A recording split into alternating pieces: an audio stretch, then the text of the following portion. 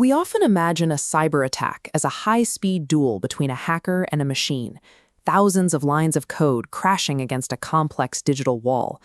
But businesses spend billions of dollars every year to make those walls nearly impenetrable. For an attacker, trying to brute force a modern security system is an expensive, time-consuming, and often failing strategy. Cybercriminals have found a more efficient path.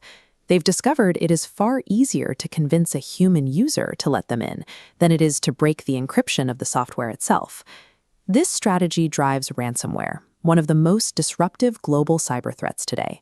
Its success isn't built on superior code, but on the exploitation of human behavior. Protecting your digital life requires understanding social engineering, the specific methods attackers use to manipulate your psychology rather than your computer. Social engineering allows attackers to bypass enterprise-grade security by targeting the one element that can override every firewall, the person behind the keyboard. Phishing emails are the primary delivery method.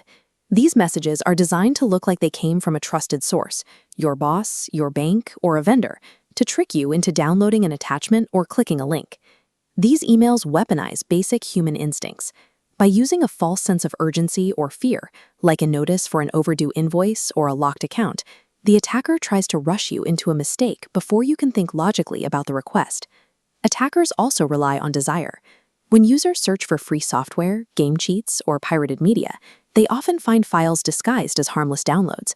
By installing them, the user gives the attacker the exact permissions the security system was built to block. The final entry point is simple neglect. When software companies find security holes, they release updates to patch them. Attackers scan the internet specifically for users who haven't updated, slipping through doors that were left unlocked by human choice. Whether through fear, deception, or neglect, these methods succeed because the user unwittingly invites the threat inside. Once that invitation is extended, the technical firewall no longer matters. The moment you click that malicious link or open that fake invoice, the ransomware installs itself silently. There are usually no pop-ups or warning signs to indicate the system is compromised. This diagram shows the core mechanic, encryption. The malware deploys an algorithm that actively scrambles the data in your files, turning documents and photos into unreadable strings of characters.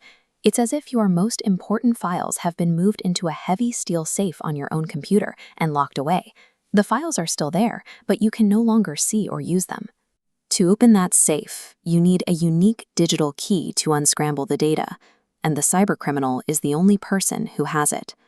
Once the encryption is complete, the attacker leaves a ransom note demanding payment, usually in cryptocurrency, in exchange for the key. Modern attacks often add a second layer of pressure called double extortion. Before the files are encrypted, the malware secretly copies your sensitive data and sends it back to the attacker's server. Now, the criminal can threaten to leak your private information online, using the fear of a public data breach to force a payment, even if you don't care about the locked files. Once the algorithm finishes its work, technical recovery without the unique key is virtually impossible. The attacker now holds all the leverage. Because recovering files from an active attack is so difficult, your best defense is stopping the interaction that lets the malware in. You counter psychological manipulation with email vigilance. This means slowing down to double-check sender addresses and refusing to open unsolicited attachments, regardless of how urgent they appear. This diagram illustrates how multi-factor authentication, or MFA, acts as a second lock. Even if an attacker manages to steal your password, they are blocked because the system requires a secondary approval from your physical mobile phone. Turning on automatic updates for your software and using reputable antivirus programs closes the technical loopholes that attackers scan for. These layered habits systematically dismantle the entry points attackers rely on most. By verifying every request and securing your accounts, you transform yourself into a proactive shield. But we have to account for the possibility of a mistake. If the preventative layers fail and the ransomware successfully activates, you need a way to walk away from the negotiation. Standard backups that stay connected to your computer are no longer enough.